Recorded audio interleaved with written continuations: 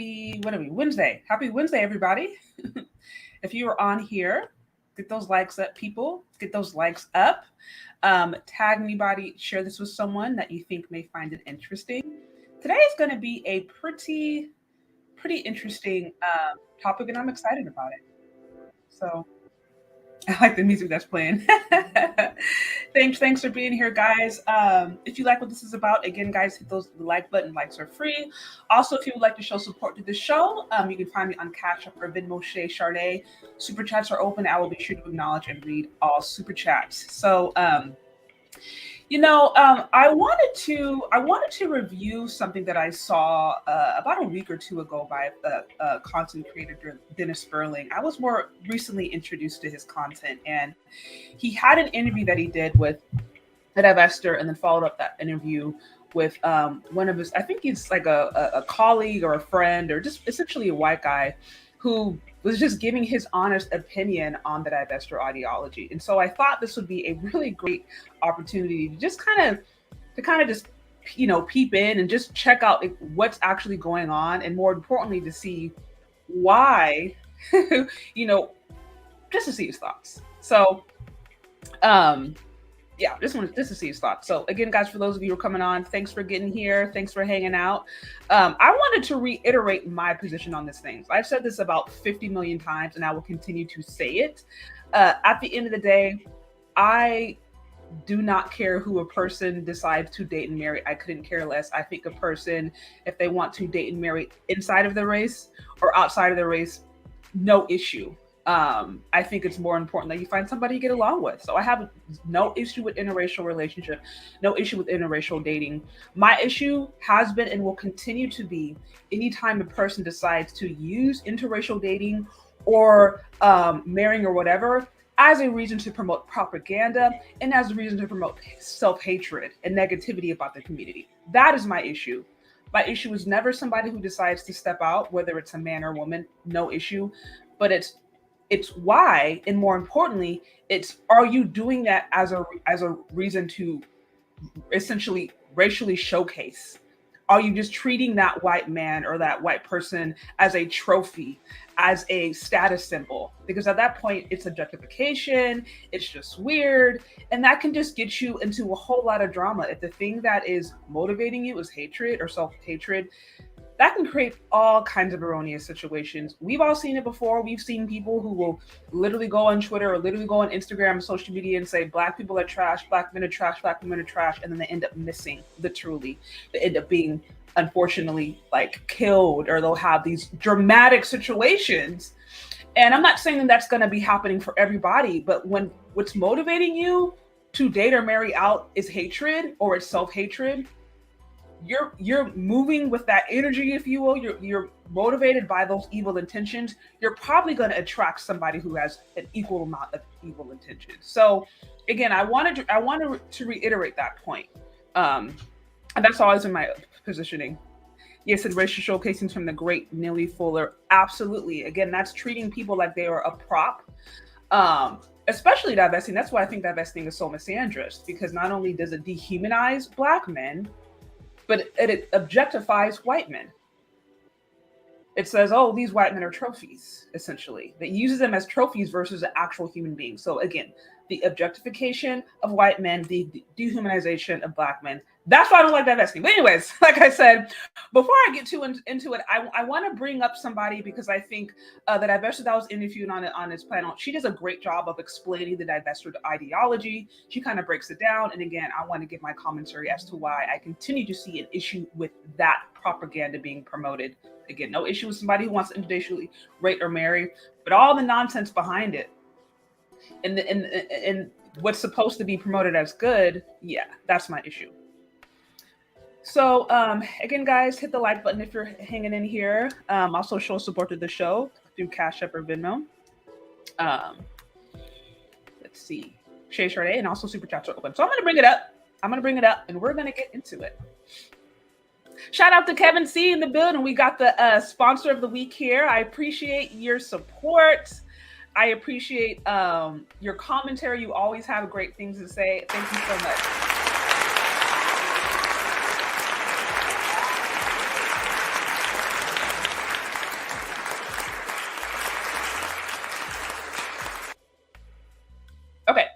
So let's get into it. I'm gonna pull it up and we will go from there. Okay. Alrighty. So the first one I want to review again is, a divester. She literally calls herself and embraces the term divester or whatever that may be. Okay. She's going to break down why she is a divester, what divesting means, what it's about. And again, I want you guys to pay attention to just some of the different talking points, ideology. That is what I have an issue with. And I will explain why as we get into it. So, okay. All right, so we're going to get into it. Lovely divester here. Again, shout out to Dennis Sperling for allowing me to use his video. Fair use, people, fair use. Okay. Understand this, and I understand you're from some people that I don't, the Divester community. What is that? Can you explain that to us? What does that mean? Is that, and I don't want to mislabel you because that's just what I am a divester. I'm a savage divester. I'm what does that mean? I don't. You can see I love the Confederate flag because it doesn't offend me like it used to, because I used to be black male identified and I used to be into all of that stuff. So I kind of just abandoned. That's not the Confederate flag. That's the Confederate battle flag. The Confederate battle flag, yeah. That flag was actually flown only a few times in a few wars by particular regiments. So that's not actually a Confederate flag. Yeah, and this was actually in the United States Army too. So it's not like people see this flag and they get so offended. I'm offended by it, but no, it's not. You want to wear it, you're welcome to wear it. But yeah, maybe we'll talk about that another time. But go ahead, please explain to us what divester means. Oh, it's just abandoning all black male identified ideology, abandoning the idea of black love. Black what? Cutting black love, black. Yeah, just cutting all that out. That's BS. For me, it's just not dating black men. Because it's if you're entertaining black men at this point in time, it's kind of like a distraction for the bigger picture. What's I'm sorry? And the bigger picture is what? Quick question for you. What do bad breath and your poop have in common? And did you know that it's related to weight loss? Researchers Okay.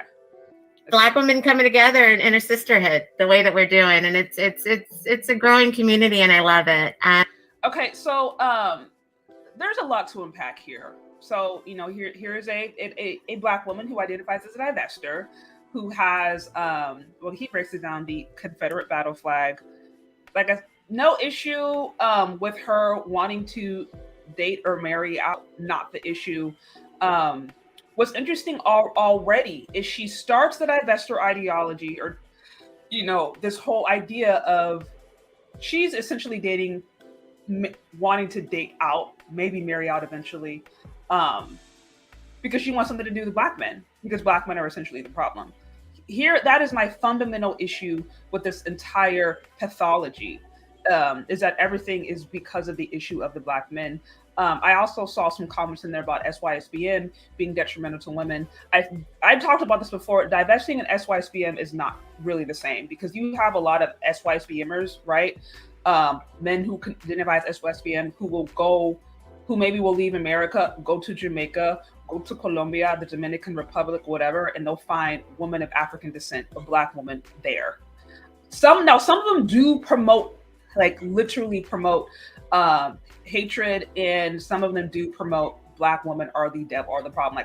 That does exist, but that is not the overarching theme of SYSBMers. From my understanding, majority of the ones that I've seen really actually do that or promote that are just looking, they still prefer black women, but they're just having a hard time finding one within the States. They expand their options, or they go to other places where they feel like they can meet somebody who's more aligned with their values. So that is not the same with divesters that say essentially every black man, every person of African descent, whatever, is evil. That is not the same. Those are not synonymous. So not a really fair comparison. Again, guys, if you're on here, get those likes up. Likes are free. Also show support to the show on Cash App or Venmo. And to the super chat, I'll be sure to acknowledge those super chats. I'm briefly reviewing an interview that content creator Dennis Sperling did with a Divester. I just wanted to give you guys a bit of a backdrop before I play the response that the white man, one of his colleagues, who's that white man, had when he heard this whole thing. So that was interesting. But like I said, I wanted to give you guys a bit of a backdrop. So here we are. And what do you think the end outcome of that's going to be? What's the end goal? Black women putting themselves first, and stop having all these wedlock babies with all these black men. Okay, so and I know Dennis Bergman's going to get into this. I've broken this down before in plenty of my videos. Just to be clear, when there's this whole idea of all these majority of black men going around and creating all these kids with multiple black women, again, we're talking about a minority. I want to be clear that we're talking about a very small minority. This is one issue, again, that I have with the Divester. They will take a very small percentage of the black male population and then paint that as the entire collective. And then, you kind of zone them down on, you try to have specific conversations about, okay, well, let's look at the stats, let's look at the data, whatever it may be. And then it becomes, oh, well, my friend, oh, well, me, or this, and that. And it's like, just because you had a bad experience, or because, somebody you knew in your family had a bad experience, does not now implicate an entire people group in these issues. So again, when we're talking about the multiple baby daddy scenario that she is referring to, where these men are going around creating all these kids out of wedlock and not paying for them and no child support, whatever. Again, we're talking about a good 15%. Over 50% of black men are single and childless right now. Over 50%, right? No, 54% actually went up. About 54% are single and childless. Around 30% of them are married. So that leaves about 15 to 60% of them left to be in that category of, unmarried, having kids. Again, around 54% single, childless. There is no children. They're not in a relationship. They are removed from the conversation. That right there is a majority of men, majority of black men. They are completely removed from this conversation. So they cannot be blamed for children that they're not creating. That's the majority, right? And then we have about 30% of black men who are married. So again, they're married, they're committed to their women, so they're not in the conversation. We're looking at about 15 to 60% of black men who are creating all this ruckus and who are really fueling the conversation of the Divester ideology. I want you to remember that point. Yes, there are the Dusties. Yes, those exist. Yes, there are whatever, the Pookies and Mermaids, those absolutely exist. And also, by the way, that is not everybody. And again, if you are so surrounded by Dusties, what is that saying about you? That is what I say to black women. I'm just like, if all you're saying is that the dustiness is all around you, then what is that saying about you or where you're hanging out? Have you ever been in a dusty room, or in a room that has a lot of, dust, and it's just old and it needs to be cleaned? There's no way you can walk out of that room without it getting on you in some way, shape, or form. Especially if you try to clean it, you're gonna inhale it. You may start coughing. Like, we've all been there. So it's like, again, if you are surrounded by dust, what is it saying about you? That dustiness is getting on you. I want to reiterate that. So again, I want to continue. But just wanted to reiterate that point. Okay. Starting real. Women have 1.2 million babies by men. Yeah, that's that Blackistan thing. No, that's 1.2 million babies by men who are not black, over and above the amount that black men have. Like, you, black women, and I know you don't have children, but black women have 1.2 million black babies over and above the amount of children that black men have, which means that they've been having children with white and most likely white Hispanic men. Well, Blackistan is a practice too. They're practicing Blackistan over there too, because they're getting with white guys don't usually leave their kids like that. So they're practicing Blackistan over there too. That's the thing. Okay, so that's absolutely not true. That is absolutely not true. Now, if we want to just stick to the whole anecdotal evidence, I know plenty of white women personally who can tell literally the exact opposite story. This is why I interviewed one of my friends a few months ago, older white woman, has 4 white kids, if you will, a son, yada yada. And I'd asked her, just not even explaining to her that diverse ideology, but I asked her a few different things about her situation, and she's just like, "Are you kidding me? Like, of course this stuff happens. Of course there's men who leave their children. I mean, it's BS." And I mean, if we really want to go there and get down to the nitty gritty and compare, wasn't it the CDC who voted Black men the best fathers like a couple of years ago? Wasn't that the CDC? They have no reason to lie to us about that. They voted Black men the best fathers when it came to them being involved, bathing, like cleaning, taking them to school, all those kind of different things. They were voted the best and the most active. So this whole idea of like, oh, Black men are doing all this stuff and white men aren't. Okay, if the Black men around you are doing that, or the Black men around the place where you grew up are doing that, that has maybe more to do with like the environment, maybe even the class. Like, of course, there's certain issues that we see in certain classes or certain areas, but that is not the entire collective. That is not everybody. And again, it's incredibly short-sighted when we have one scenario, one bad situation, and then we now implicate a whole people group. I have friends, literally going back, like I have friends who they've grown up and the white fathers have abused them. They've had different situations where, men have left them in the white community. And I have never heard I've never once heard any of my friends who've had those different scenarios say, "See, white men are horrible. I'm going to now go divest and get me a Black man and get me a Tyrone." Or "White men suck. I'm not going to go get me." You never hear that. You hear them saying, "Man, that person was an issue. My dad had issues. My ex-husband was this, and that." They take it for what it is, the situation, their scenario. They do their work, and then they go and find somebody else that's healthier within their community or maybe outside of the community. That is a little bit more balanced, and that's actually what common sense is. It's very short-sighted when, again, you judge an entire people group off of what 1 or 2 people or maybe even 3 people do in your own small neck of the woods. Very bad idea. Again, guys, if you're on here, get those likes up. Also, show support to the show. You can find me on Cash App, Venmo, Shay, and Super Chats are open. So if you like what we're doing here, hit the Cash App social love. And let me bring up her, the rest of what she's saying.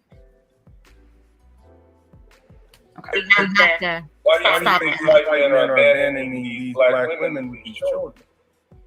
I don't think that they're abandoning their kids. I just think that maybe their Black women didn't get married to them, which is unfortunate sometimes. But wait, and it's the same thing. So if white men walk away or decide to not be involved with kids that they have with a Black woman, they're not abandoning them. They're just not committing. But if it's a Black man, they are completely abandoning them. I want you guys to understand the logic here.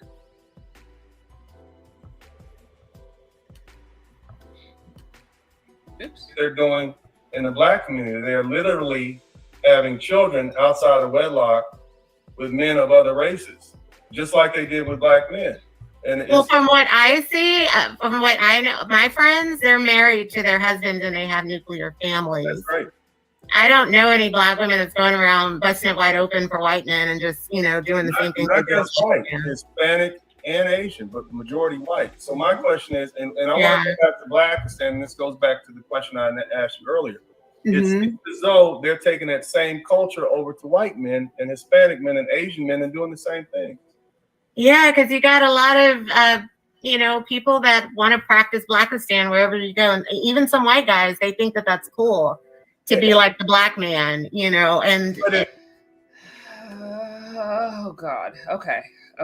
I'm like, this isn't even funny.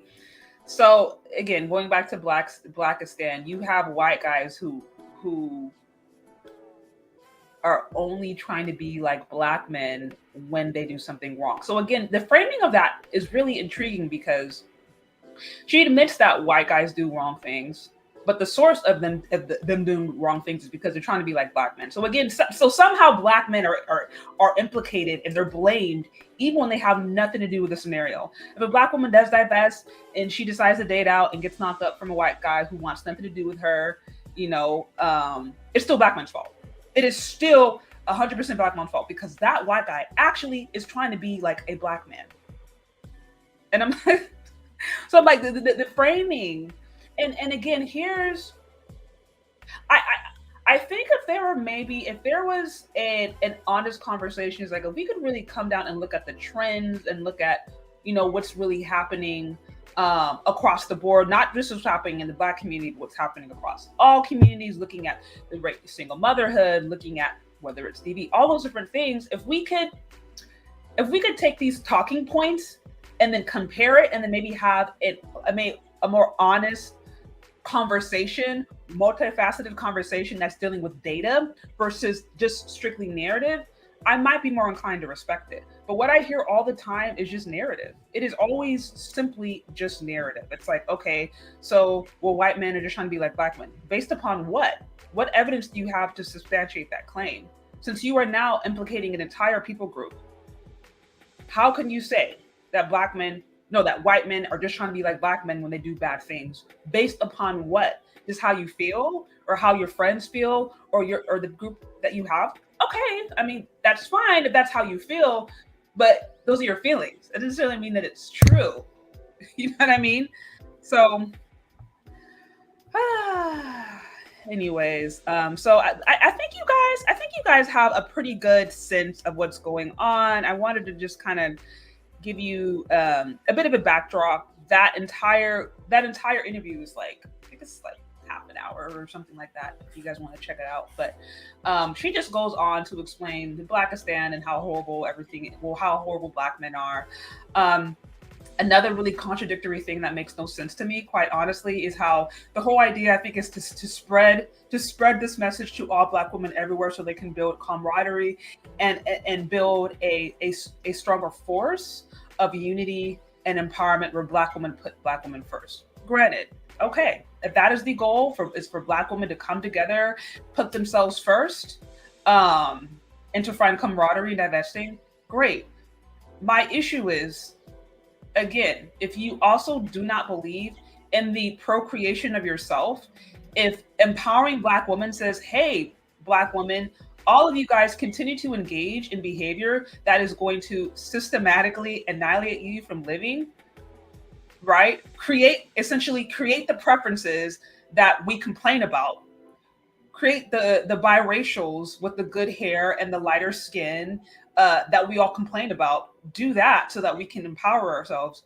It doesn't make any sense. To me, the most empowering thing is giving women options. Honestly, teaching them about good options and being honest and open about what it actually means to date and marry out, versus just being propaganda. But again, any behavior that is going to lead to the demise of you, that would essentially lead to the breeding out of black women, which this essentially does. If you always tell black women, whatever you do not date and marry black men. Okay, fine. You cannot now in a couple generations be upset and sad if little dark-skinned black girls don't exist, or if you don't have protection for black men because they no longer exist. You can't do that. You have to take responsibility for that. And you also definitely shouldn't be complaining about texturism, featurism, colorism, lookism, and all the isms if you are, again, engaging in the very behavior that creates the preferences that you complain about. So we should just be consistent. Let's just be consistent. That's my point. Again, guys, show some love. Hit the super chat. And I'm gonna briefly move it on. Okay. So now, like I said, you got a good sense. The interview's about half an hour. Check it out. I think I linked to it in the description if you guys want to check out his interview with the Divester in its fullness. And now I am going to turn your head briefly to a white man's honest response. I want to say this guy I think he's like a colleague, or at the very least, he just called into a show. But this white guy had zero understanding, didn't know anything about divesting, was just like, what is this? This was his first, I guess, his first introduction to divesting. So he is going to share his perspective on it, and I want to look into it. I think it's pretty interesting. So.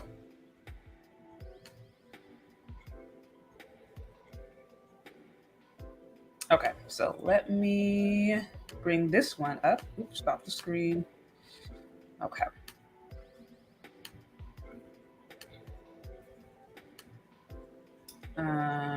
Okay.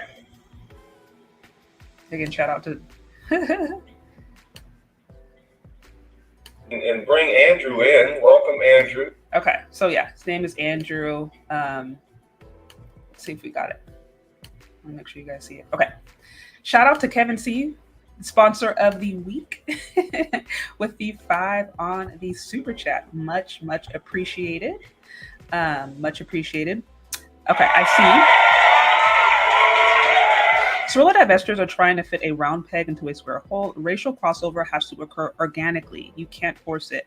That is a great point. And real quick before I break that down, here's another thing. I think when it does come to interracial dating or mating, if a person decides to do that, that is again totally fine. We live in a free country, like people have the choices, decisions, so there's no issues there. But I think what would be more honest and what would be more helpful is if there is a really honest conversation with what that actually means. The reality is there are many cultures out there at the end of the day that are anti-Black, period. And even if you meet somebody that's loving and very open-minded or whatever that may be, they may have parents or grandparents who are not as welcoming. And so navigating interracial dating and mating in a society that is still racist or still has racist elements, in a society that is multi-ethnic and also has ethnicities that are anti-Black or do not like Blackness, period, that would be a more honest conversation. I think that would be more helpful. And I think that would help prepare a woman to know what are going to be the pros and the cons, what are going to be the risks associated if you do decide to date and marry out. Again, that's not to say you can't find somebody that is loving and that is that you work with that just happens to be of a different ethnic group. But again, you have to recognize and understand that this is not a raceless society. It's just simply not. It's just not. That still is, if you feel like, oh, not your generation, at the very least, your parents or grandparents are, they're going to be having those mindsets. One of my best friends had shared with me, she married out and the grandparents were very clear with their husband. It's just like, you better not bring you a Black girl home. You can have fun with them, but don't bring them home. And again, these are honest conversations. So if a girl goes around thinking oh, race doesn't matter, it doesn't matter. And it's funny how race doesn't matter, except for when it comes to Black men. Race definitely matters when it comes to implicating and blaming Black men for everything. But when it's all other stuff, race doesn't matter. It doesn't matter, just get you a white guy. But it doesn't matter, not that big of a deal. And then you get yourself in a situation where you're mistreated, or you're not accepted, and you're confused, you're perplexed. And it's no, if you actually honestly understand what's going on and how marriage today is still very political. And usually as people create more wealth, the higher they get in class, the higher they get in assets, the less likely they are to want to marry out. Largely because, whether you want to call it, gatekeeping your community or your culture, just usually you'll see that as wealth increases and they tend to be a lot more race loyal. If just women knew that and were prepared accordingly, then again, I wouldn't have as much of a problem with that because it would be honest. It would be honest. It wouldn't be blaming everybody. You would say, here are the pros, here are the cons. And then to Kevin C's point, it would happen more organically. So great point. Great point. Did someone say anti-Black? I absolutely did, Mr. Z, in effect. Okay, so we pull this up. I wanted to reiterate that point. Shout out to JoJo in the building. Always good to have you here. I said, divestors love being in the comment section. Do any of them have the courage to call in? They can have a Black spouse and still be a white supremacist. Are you? Absolutely. That people like to conveniently forget or overlook that, even listen, in the times of slavery, you had masters that had black mistresses. We all know this. This is not surprising.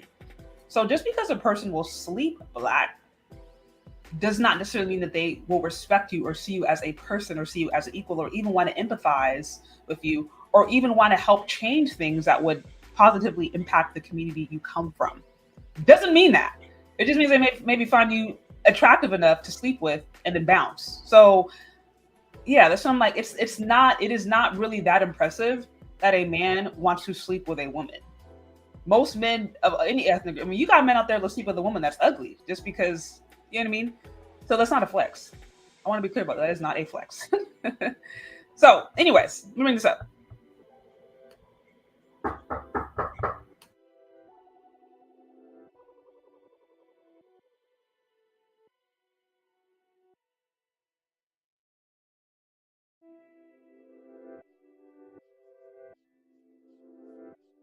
Thank you so much for taking your time to speak to me.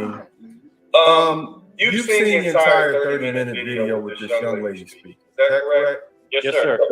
And, you know, it's shocking. And that wasn't even the subject that I was on that night. She just came on and she basically just hog-tied the live broadcast. But give us your first impression of it when you saw it. Well, the Confederate flag mask was my initial reaction. Like, wow, that was interesting to see a black woman wearing something like that. And so that was pretty shocking at first. And then just her repeated, like casual hatred toward black men. Just nothing good to say about anything. Like you were very like calm and relaxed about the whole thing. And she just very just like using words I never heard before, like Blackistan things, and I didn't even know what Divester means as far as what she was talking about. And it was just a continuous, repeated, just hateful message she was trying to spew. And it's, I personally, like I was telling you, I could never date someone like that. Like she was probably very physically attractive. I think she's. Can you guys hear? I'm hearing there's an echo. Can you guys hear? Can you guys hear? Let me know. Are you guys able to hear it? Let me know in the comment section. I see echoing. Okay, let's see what's going on. Okay, give me 1 second, guys. Technical issue, give me 1 second.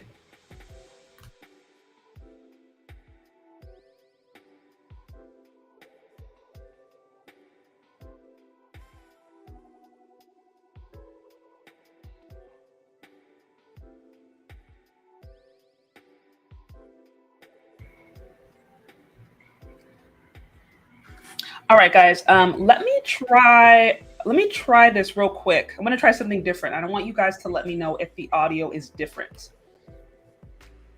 Okay. Yeah, let me know if the audio is different. All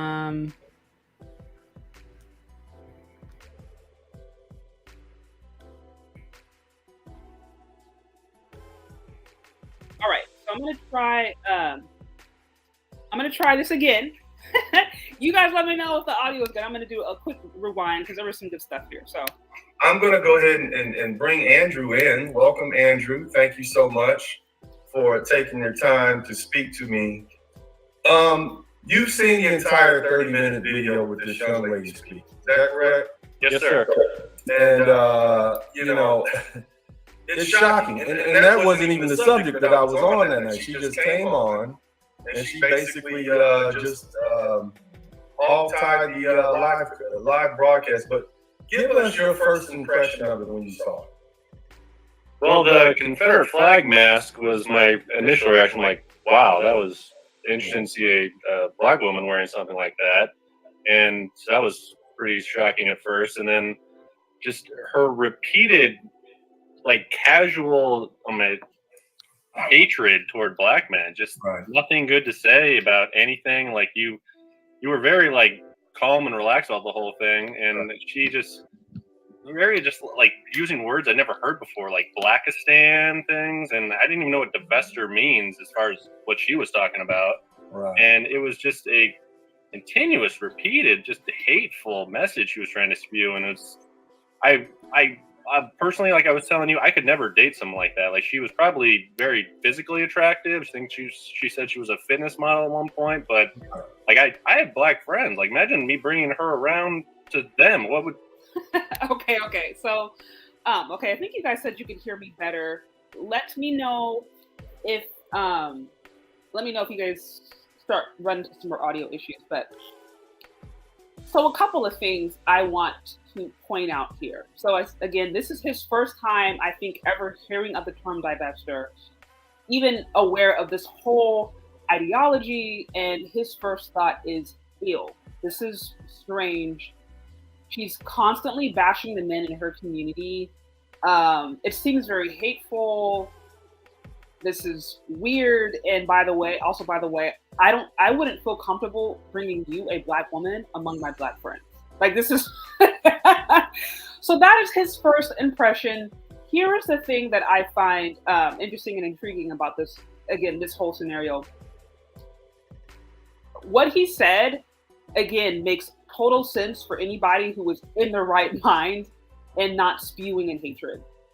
As I mentioned before, if the thing that is motivating you is hatred towards black men, self-hatred, hatred towards the black community, whatever it may be, and you're leading with that, you're probably going to attract somebody else who already has that same pathology. And 9 times out of 10, that is not going to be a healthy setup. That's not going to be a healthy setup. If hatred, if objectification, if that is the foundation of your relationship, it's something about it is going to be off. And so, again, going back to what Kevin C had mentioned earlier, where it was like, yeah, interracial, that's supposed to be a little bit more organic. Like, relationships, period, are organic. But when you are, like, it seems like you are really putting on a show or display and trying to show off to the men that you want that, oh, I hate the black community so much, or I hate these men so much, and use that as a way to try to bait in white guys. And the reason I say white guys is because that is what it's oftentimes that is what is promoted, right? If you're trying to bait white guys with hatred of black men, what kind of men do you think you're gonna get? Are those going to be healthy, open-minded men who respect people, respect different ethnic groups? Are those going to be open-minded people? Or if you are trying to bait white men with hatred, are you potentially going to get somebody who's racist? Or at the very least, mentally off? Probably the latter.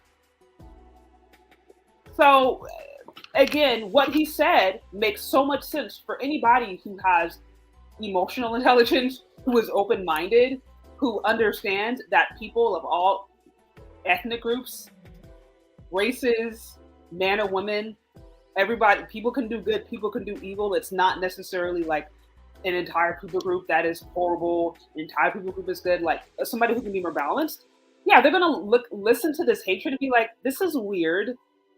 Keep out. They may sleep. I mean, a person may sleep with somebody like that, but it's going to be a jump off. It is not going to be a long-term scenario. So, wanted to reiterate that.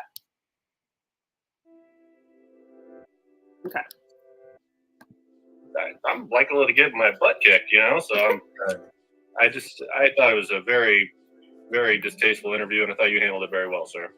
Well, yeah, I try to let people air their opinions. I want to hear it, because oftentimes people fall for the talking points, and then they get outraged by the talking points, and then it ends up in a shouting match, and you never really understand who you're dealing with. Now, the first thing you mentioned was that when you saw the Confederate flag. Now, I this is going to sound like a silly question, but knowing the history of the Confederate flag, I mean, let's not talk about what it used to stand for. Let's talk about what we know it stands for today, what it means today. You sing that, and here's the thing. What you got to understand, Andrew is a white man. He is not somebody trying to be pretending to be black. I believe you have your wife or fiance, girlfriend is white. You have white children. You're a white guy. You're not trying to be anything or another. And I don't know what your dating history is, but just seeing a black American woman with a Confederate flag mask, how does that hit you? Like, I mean, I don't want to put words in your mouth, but that's probably abnormal, right? Everybody would think that, right? Yes, sir. I mean, honestly, it kind of you. I'm sure you saw the movie Get Out. I didn't see it, but I've heard about it. Yeah. Yeah. Well, there was there was a part in there. There's a certain character, and he was like clearly brainwashed in it. And there was a part in there, like someone like flashed a camera, and he kind of came out of his trance there for a minute. I don't know if we just need to do that to her to get her out of this. It seems like almost seems like brainwashed almost to me. Well, here's the thing, man. Like, if there's a lot of guys here on YouTube, they consider themselves red pill, but they haven't actually studied the philosophy from the guys who invented it, whether it's Barbarossa, and I don't know how familiar you are with the internet and the so-called manosphere and whatnot, but there's Barbarossa, there's Turd Flake, TFM, there's Sandman. These are the guys that I start, Angry, MGTOW. These are the guys that I start listening to early on. And one of the concepts that I picked up very early on, like back in 2014, 2013, was a concept by Sandman. And I don't know how familiar you are with, as I said, the original manosphere. But they were actually teaching terms, Sandman, red pill, blue pill. Total side note, I know Sandman, if I'm not mistaken, he almost low-key got canceled from Black women when he did a video a few years ago talking about how rough it is for Black men. He was literally being like, yeah, Black men have it hard because these Black women, they don't love them and all they want to do is try to date white guys all day that are interested. Like, he got canceled. Now I know he is a for real red pill. Definitely has stuff on there that is questionable. I do not agree with a lot of his content. But I mean, if you want to get, a sense of just red pill ideology, you'll hear it. But that was, I just wanted to touch on, like, a Sandman. From my understanding, I think he's like a white Canadian man who was just like, yeah, these Black men have it rough out here. And then he got canceled, or at the very least, he made some Black women very upset. And I see brainwashed. It was also interesting how he made the comment. He was like, "I just got Get Out vibes," and I think that was the perfect way. That was the perfect way to describe it. I'll continue. The purple bill, these sort of things, and they actually gave you definitions. She appears to me to be a female chameleon. She's the girl that says, "Hey, I like watching football too. Let's go hang out." She's gonna be whatever it is you need her to be, so she can get you. Have you ever you experienced that before, man to man, right? I mean, just tell us your experience and then use that experience and equate that with what you saw. So I loved how he made that example of, women out there who can be chameleons. And any time you are putting on a show to try to attract what you want, the issue becomes eventually the show has to stop. And even if you go back into his original video where he's talking to Divester and he kind of talks about Blackistan, and he's like, hey, well, who is if let's say we assume that, yeah, Blackistan is happening all across the board and it's impacting Black men, well, who is carrying that culture? Who is teaching the young girls and the women, And so going back to the fact that if you have those issues, if you want to call it Blackistan, whatever, mental issues, self-hatred issues, you can put on a show to try to get something that you see as a trophy, but eventually the show stops. And then that is when it can become a cultural clash. You come and pop out the mouth at, I don't know, somebody who comes from a traditional Asian family or even a white family, right? Or a Pakistani family, right? Where maybe women aren't so used to talking back, right? Or especially traditional families where it's like women don't even talk hardly, period, unless it's within a certain context. You bring that aggressive energy to those non-white men, and they're not used to women talking to them like that. They're not used to the head rolling and all that kind of the eye rolling, all that kind of different stuff. Low key, I feel like that's sometimes why we see some of these interracial relationships could get really dangerous and become volatile. Of course, you can find abuse in relationships of all ethnic groups, but I think especially when you are dating and marrying out, again, you're bringing that attitude to non-Black men who are not used to their women being so vocal, who are not used to their women clapping back, who aren't used to their woman yelling. That can be a recipe for disaster, and sometimes even be a recipe for fatality. And so, again, that's what I'm saying. If this is a show, it's different if it's like you organically meet somebody and it's of a different ethnic group, totally different than you are putting on a show. You are doing things, you're like throwing things at the wall to see what can get you your trophy, which you may see as a white guy. If that's what you're doing, again, the show stops. And then once your show stops, who you are actually comes out. And by the way, if that is something toxic or evil or problematic, those are going to create issues in your interracial relationship. And for those of you who use this, so just side note, for those of you who use this idea that the Black woman is waiting, one of the reasons that Black women need to divest is because they are waiting for this mythological Black man and that they're going to have better options if they go and date and marry white men or men of other ethnic groups. Again, if we're just looking at proximity or likelihood of a Black woman getting married, Black men marry women more than 80 times than any other group of men. Black men marry Black women more than 80 times than any other group of men. At such a higher, exponentially higher rate. So to create this whole picture that, oh, you're going to have so much better options marrying if you marry outside of your ethnic group, when just by numbers alone, we see that Black women are overwhelmingly getting proposed to and married by Black men. Like it makes literally little no sense. Like that is the worst kind of math ever to try to compare and say, oh, the likelihood of you dating and marrying is so much higher if you only seek to date and marry out, when we actually look at what's happening right now. And like I said, it is 80 times, Black men are 18 times more likely to marry Black women than any other group of men, 80 times more likely. So if you're just doing this purely off of numbers, so I'm just saying that is a bad talking point. Based upon the math, it is a bad talking point. Anyways, I will continue. Also, again, shout out to JoJo with the 5. I see, how about the transgenders talking about Black women don't deserve to have wombs and they should start giving it to them? Have you heard about that? I am not even remotely familiar with that. Wait, what? JoJo, I don't even know what you're talking about. Am I like, is this a new thing? I've never heard that. They've heard Black women they gotta give wombs? I've heard of the artificial womb. That I am familiar with, but I am not familiar with women being told to give away their wombs. I don't know about that. That's interesting, JoJo. I'm gonna keep my eyes open. Thank you for the support. And then now, if you like, this is about the Cash App. Support me on Cash App, the Super Chat. Again, I will be sure to acknowledge and read all the Super Chats. Let's continue.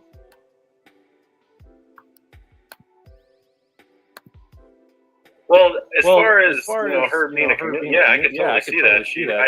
I don't know why she had to go that way. Like, if she wants to get with white guys, Confederate flag's not the best way to go about it. You know, I would never be with someone who would wear something like that. But I mean, people like that. It's like if she wanted to get with, it's like if she, if her guy she wanted to get with was an atheist, she'd be an atheist. You know, if he was a Catholic, she'd be a Catholic. Type thing. You know.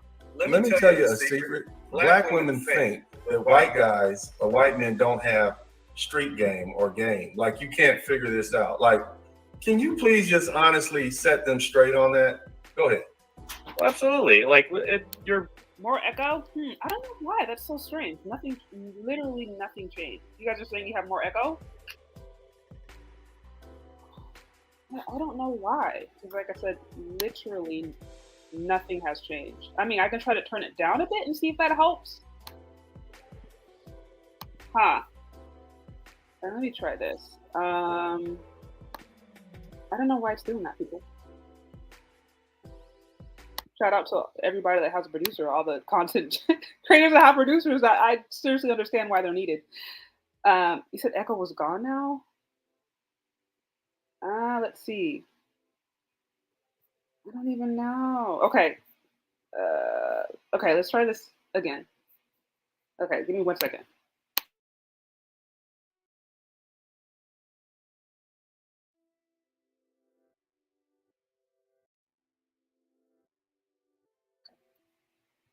All right, guys, let me try this again.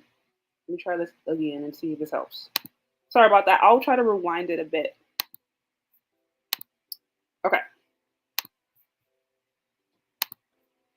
I don't know why she had to go that way. Like, if she wants to get with white guys, the Confederate flag's not the best way to go about it. You know, I would never be with someone who would wear something like that. But I mean, yeah, you know people like that. It's like if she wanted to give us, like if she, if her guy she wanted to give us was an atheist, she'd be an atheist. You know, if she was a Catholic, she'd be a Catholic type thing. You know. Let me tell you a secret. Black women think that white guys or white men don't have street game or game. Like, you can't figure this out. Like, can you please just honestly set them straight on that? Go ahead. Well, absolutely. Like, you're clearly like trying to tell us what we want to hear in that sort of sense. And we're just be yourself, you know, like, and I just got to go back. That was just, I don't know what her deal was, just like continuously going back to black men. Like, I don't know if she had bad experiences, but you can't judge a whole group based on, actions of a few. I don't know if it was that, or if she was actually like brainwashed by some white guys or something. I don't know what it is, but it was just a very hateful speech. And yeah, like going back to what you were saying about the chameleon, that happens, there's people out there who are running game, Right. You just gotta be ahead of that, What you mentioned in your message that you sent to me, I couldn't date someone who shows such disdain for a specific group, black men, white men, or any group. Have you ever dealt with a woman who, or just please explain what you meant by that, and go into any detail you want to.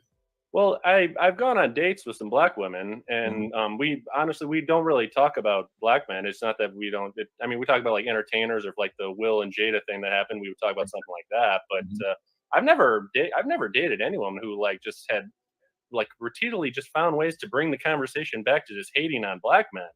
Right. That was just so. And if same thing, if it was like a Hispanic woman talking on Hispanic men, it could be anything. It doesn't. It was just very uncomfortable. Thank you guys for bearing with me with the struggle stream situation.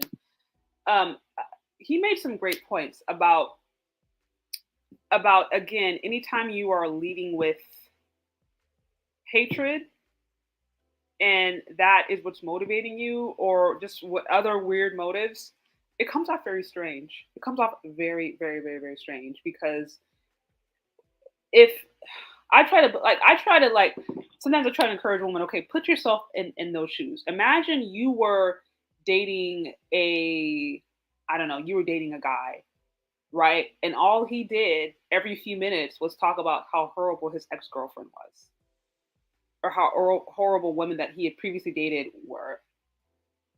And like, wouldn't that be weird if you're over here being like, hey, I'm trying to get to know you. I'm trying to learn about who you are. I'm trying to establish a relationship. And every 15 seconds, you are bringing up this ex-girlfriend that has nothing to do with it. Like, that would be weird. I think most women would find that strange. I think they would find that really strange. Well, I guess women in the right mind. So if you lead with that, and if you think that talking about other men and talking about how much you hate other men, especially when they share your complexion, you think that's a flex, you think that's going to attract people, I think you're largely mistaken. Or again, if it does attract people, you're going to have to question their motives and their intentions, and wonder whether or not they themselves are just flat out racist. Just like, because again, that's weird. Like, who does that? Like, it's really weird for you to say, oh, I've divested, or I've left this community, or I'm not interested. Because like, if you're really, really not interested, you're not even really talking about it. Like, people who truly do not care, like, don't even pay it attention. That is the best way of disengaging from anything, is to like not even feed into it, not even pay attention. But if you say you don't care, but every few minutes it's coming up, you're focusing on it, focusing on those men, those people. It's like, that's weird. It's, again, that is not attractive. It's just simply not attractive. So I love that he said that. Okay, again, guys, if you're on here, get those likes up, y'all. Likes are free, and show some love to the show. Okay, let me continue this.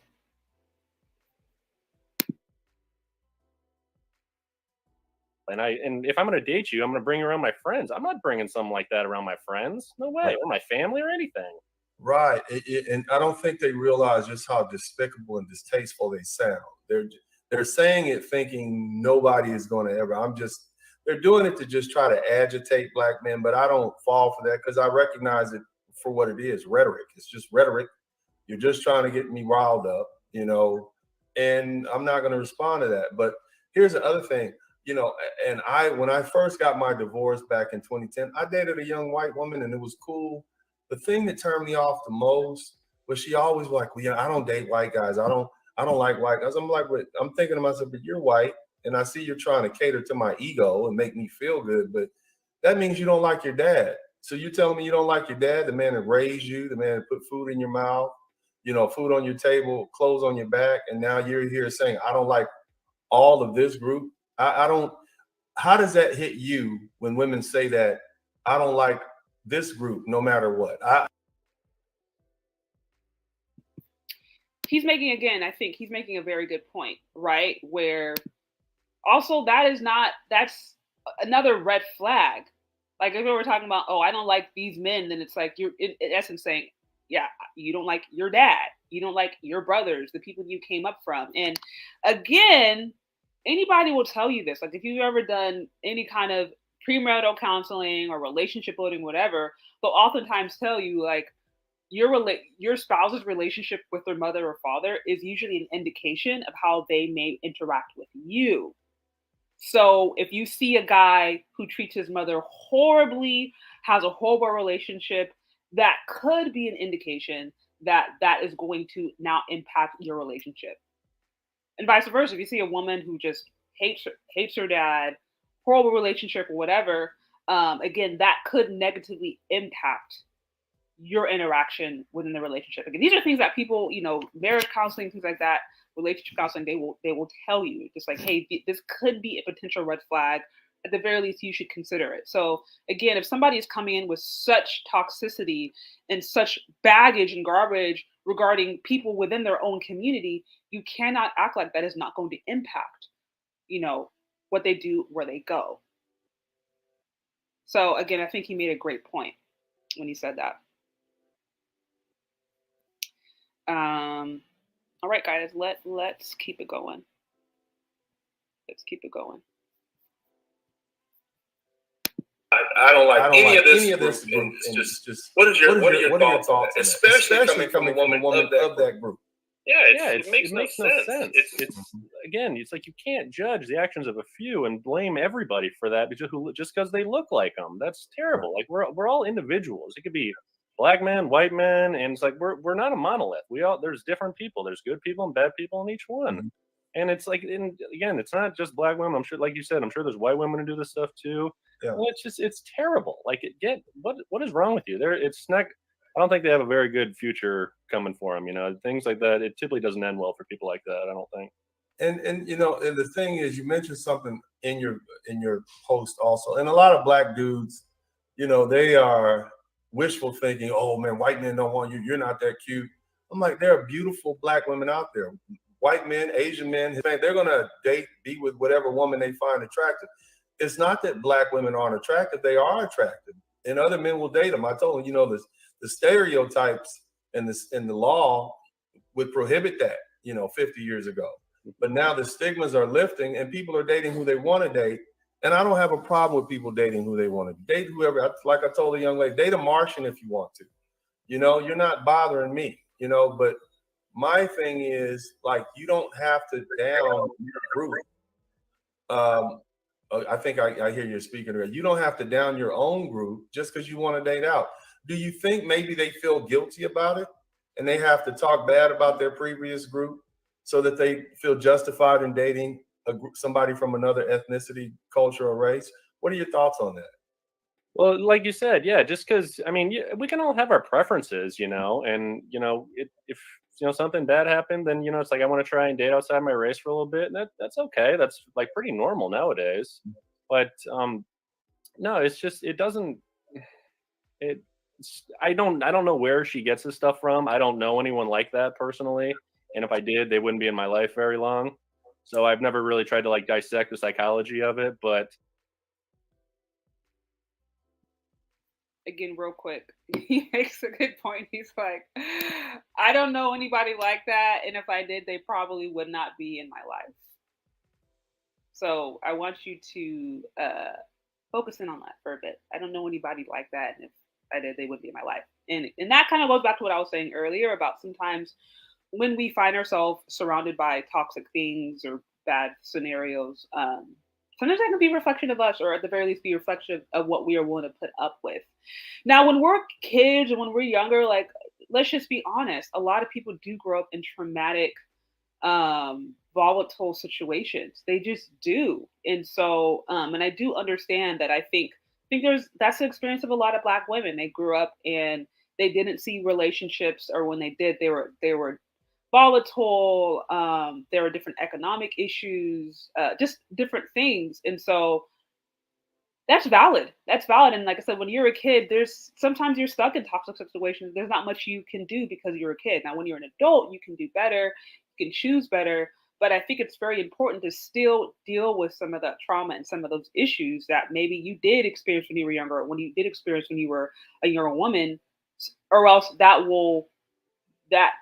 trauma will follow you. And sometimes it can cause you to come to all kinds of erroneous, bad conclusions that, again, will eventually create more chaos in your life. Now, it goes back to what Mr. Sperling was saying earlier, where he was like, you got these Black women who are talking about divesting from Blackistan, and they themselves are Blackistan. They themselves are taking that toxic energy that they grew up in, or those toxic behaviors that they grew up in, and they're taking it and they're bringing it in other communities. So, again, I just thought it was, at one statement, it was just like, yeah, I don't surround myself around toxic people. When you start to do better, you start to try to be more well-rounded and healthier, do your spiritual work, do your emotional work, all that, then you kind of are naturally going to be more drawn to people who are like-minded. So, okay. Again, shout out to Dig Thug with B5 on the super chat.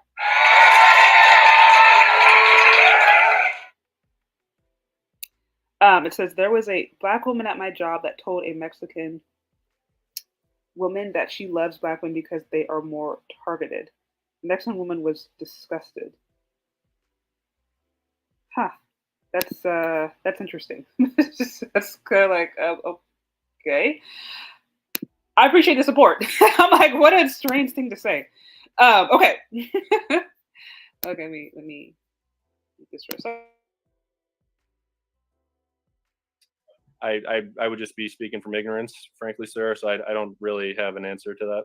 That's fine. What would be your advice to this? Because there's a whole online community, and I really don't know how big it is. I think they do a lot for attention purposes. I think they, just to get likes and views and whatnot. But what would be your advice to a young woman, a young Black woman who's taking this rhetoric from these people online, who's taking this rhetoric seriously? What would be your advice to them, coming from this perspective of a white American man who is looking at this anew and saying, like, okay, I'm assessing this, and this is my advice to you?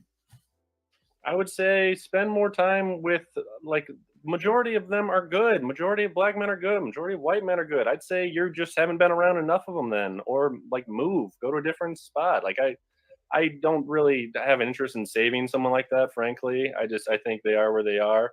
But if they asked my advice, I would bring them around, someone else if they like, and I wouldn't be like, hey, careful. I'm just trying to help this girl, frankly. I would tell you, it's like, I'm not dating this. I don't co-sign her message, but, right. And like, I'm trying to introduce her to some really good other people. It's like, look, they're not bad. You maybe had bad experiences with some people, and I'm sorry that happened to you, but like, please don't. It's not like that. What you're saying is not true.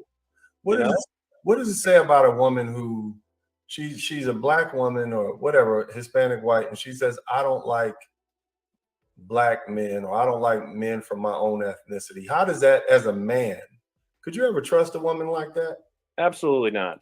Absolutely not. You could throw out a whole race of people. I mean, it's bad enough. Like, frankly, I've heard some white people say some racist things, and it's like, you get rid of a whole group just because of something you heard, or maybe it's not like that. And it's very distasteful. It's like, it's not true. Like how like ingrained in your own shell do you have to be to, like, there's people of all races everywhere. Like, what, you've only had bad experience? I don't think it's really based on just experience. I think she's picked up some things, somewhere else as well too. So. That young lady says she's only dated 6 guys. Seriously, she's only had any relationship with 6 guys, and one of them is white. She's dating him. What advice would you give her boyfriend who's white, who's a white guy? What's wrong with you? Like, how can you handle it? Like, what does it say about you that you like you in some way have to co-sign this stuff too? Mm-hmm. And like, I heard her say, like, if she came in like in wearing the mask too, and he was like almost laughing, it's like, that's not funny. Like, you're just trying to cause. It's like, no, I'd say get that off what is wrong with you? And here's something, and I don't know your particular ethnicity, but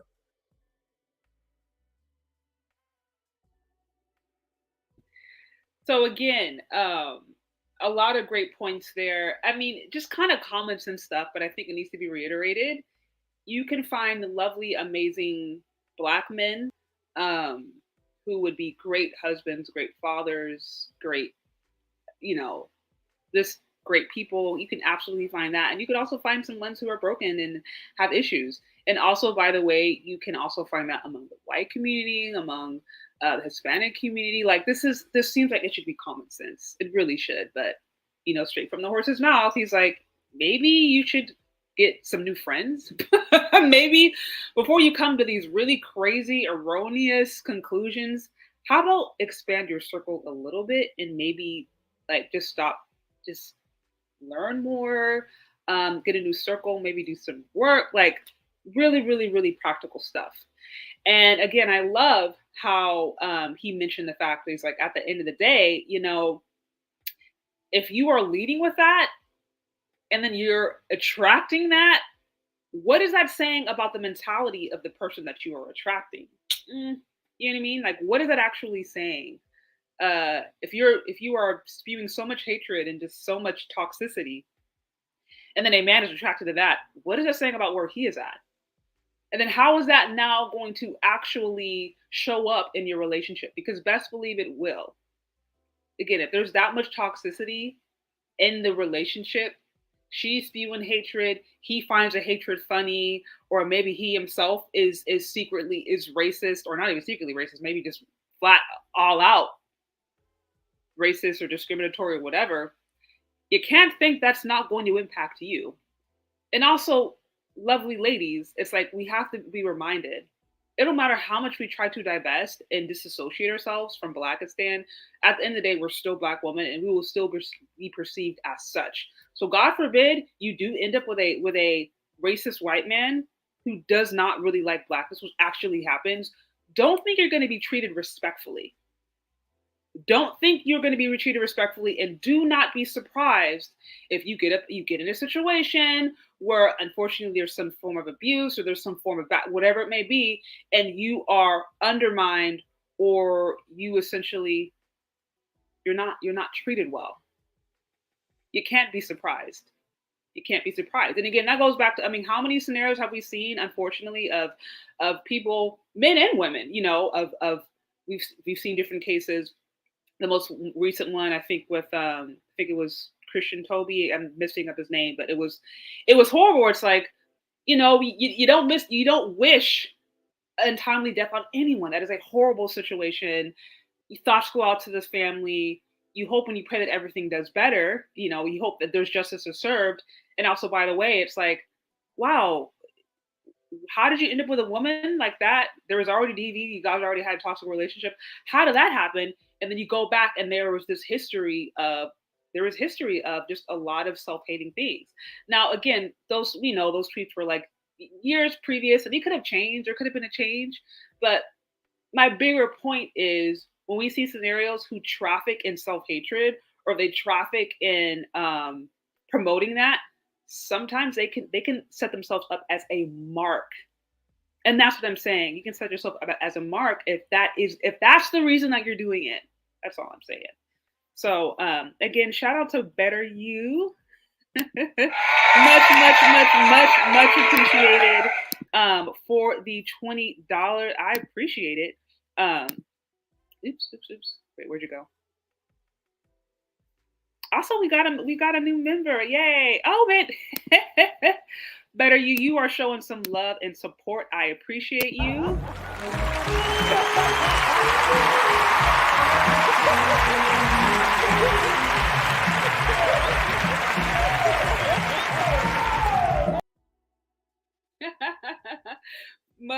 much appreciated. Also, I think did I see that one come through? Okay, so I'm trying to see. Okay, I did see another one. You got Kevin C. Because I'm always curious on self-hating Black people who refuse to deal with childhood or relationship trauma and carry it with them their entire lives. It is very interesting. That is a very interesting point. I do think it does take an incredible amount of courage to look in the mirror and say, I got to do better. It's not fun. Doing your work is not necessarily always fun. Taking an honest assessment of your life, your decisions, good or bad, can be, I think it can be, for some, it can be just be overwhelming and intimidating. And I think you have to have the courage to even be able to do that, you know? So, okay. And also shout out, I did see a $5 come through for Darren on the Cash App. Much appreciated, guys. Again, if you would like to support the show, you can find me on Cash App or Venmo, Shay Sade. Also, like I said, super chats are open. So I think you guys have a pretty good scenario of what's going on. That is, I played about 13 minutes in. He goes on to continue the conversation, and at one point he's like, hey, well, you know what, let's try to do a trade. And he jokes about trying to trade a divester from someone in his community. He was like, nah, you please keep them way over there. So if you want to see the full scenario, if you want to see the full interview, check it out. I've linked to both of the interviews down in the description box. But as I said, at the end of the day, it's just very dangerous. It is incredibly dangerous, especially Black women, to be promoting stuff that is downright disgusting, that is full of propaganda, and at the end of the day can really encourage women to get into situations that may cause them harm. If you do end up falling in love with somebody in a different ethnic group or whatever, you're open-minded, you're open to dating Black men or dating people of other outside of your community, like that's different. That is different, than literally saying, I hate myself, I hate my community, all the problems associated with the community are Black men's fault, I'm going to divest. Two totally, completely different things. And also, as I said before, we have got to be honest about what is going on. We've got to be honest about, the rate of marriage among Black women, or just among Black people in general. We got to be honest about, look at birth rates. You got to be honest about the rate of interracial marriage. Like, we have actually got to be honest about what is really going on in this society. We can do all we want and talk about the fact that, as long as you decide to just not date and marry Black men, and there's going to be this mythological white savior that's going to come and take away all your problems. You can do that. You can hope for that. But the numbers just do not substantiate that. We know by and large, men and women within the white community are dating and marrying each other primarily first. And the higher value, the more money, then the likelihood of them marrying each other goes up even higher. I've said this before. White men right now, less than 1% of them have a Black wife. Less than 1% of white men right now have a Black wife. I'm talking about in the US. Now, of course, we can all speak to scenarios and say, oh, well, my friends have this, or well, I'm dating this, I'm dating that. I'm talking about those who have committed legally by law, right, to date and marry a Black woman. It's less than 1%. Usually when white men do date and marry out, they'll marry a white Hispanic or, white Latina as they consider it, or an Asian woman. So I'm just saying, if we really want to have an honest conversation about what would it mean if Black women really did want to see the interracial marriage go up dramatically for Black women, okay, you'd have to have an honest conversation about that. What does that actually mean? What would you need to do that? You know what I mean? And again, if the reason you wanted to do that is because you're having a hard time finding relationships within the Black community, if you can't even get along with the men from your community, how do you think you are going to now successfully integrate into outside of your community, into a community that you're not familiar with? How does that make sense? It does not. It does not. If you can't get along with yourself, you can't get along with your own people, with your own community. If you can't do that, then you can't all of a sudden just go to a community that you're not familiar with and just think you're just going to kill it and act like there's not going to be competition from those women, especially if that man is worth anything. It's just silly. And so I think a lot of times we traffic in narrative, right? We just kind of move a narrative. Oh, Black men aren't taking care of their kids. Black men are just gonna, they're beat their women. Oh, Black men are just killing all these women. Oh, Black men are the problem. So interesting to me how the woman is a victim in all of those cases. Blackistan almost never includes Black women. Now, that I will say the exception, if you look at the interview that she did with, the Divester did with Dennis Sperling, she did say that Mammies exist, right? And her term for Mammies is women who are going out and creating kids out of wedlock, which, by the way, guys, that means I would not actually qualify for that, because y'all know I've been called Mammie all kinds of times, and I do not have any baby daddies. So, but side note, that is the one time, right, well, they will blame women. It's when they are Black male identified. But it's funny, though, for her, being Black male identified means that you're automatically going to have kids out of wedlock. And it's like, I don't have kids out of wedlock. I've been called Mammie multiple times. I don't have kids out of wedlock. I'm a married woman. I believe in Black love, if you will, but I'm a Mammie. And we see these definitions change. We see these definitions morph ultimately so that the women do not have to take accountability for their own actions. And like I said, that stuff is just toxic. It's just toxic. So like I said, date marry, whoever you want to date marry. No problem. Zero issues with that. But please stop with the self-hatred, because you know what you are actually doing? You yourselves are digging yourself in a hole. You're digging yourself in a hole. You can't be mad. You cannot be upset when that happens. And then now you are a target. You are a target. And that's what happens. People who traffic in self-hatred, and they spew it and they promote it and they live it and they ooze it. Now, because we're in a society that still has very racist elements, or if you don't want to believe that, if you just say you don't want to believe that, at the very least, we have cultures that are very much anti-Black, in the words of Mr. C. Packet Effect, because that still exists. If you traffic in self-hate and find yourself integrating or find yourself trying to marry somebody who comes from a culture that is anti-Black, who comes from a culture that has racist ideologies, and you end up being discriminated against, or you end up being abused or mistreated, where are you going to go? Where are you going to go? And that is also the sad reality of what happens. I'm not one to say that people make mistakes, people do bad things. So I don't think I'm one to say, if somebody dates and marries out, and God forbid they end up getting in a volatile situation, they shouldn't get help, they don't deserve help. I would never take that position, but many people do. There's many people who are just like, you decided to date and marry out, women, maybe even men, I'm not going to cape for you. How many Black women did we see being like, we are not going to cape for, I think it's Christian Tobe or Tobe, I hope I'm not mixing up the names, but we are not going to cape for him. We're not going to march for him. We're not going to make any kind of noise for him, because he, back when he was a teenager, said these negative things about us. So we're not going to do it. This is Black women collectively being like, this is not our fight. You decided to go with your preference. This is not our fight. Men are going to do the same thing. So whether or not you agree or disagree, unfortunately, this is how it's operating. So again, these are the kinds of honest conversations that need to be had.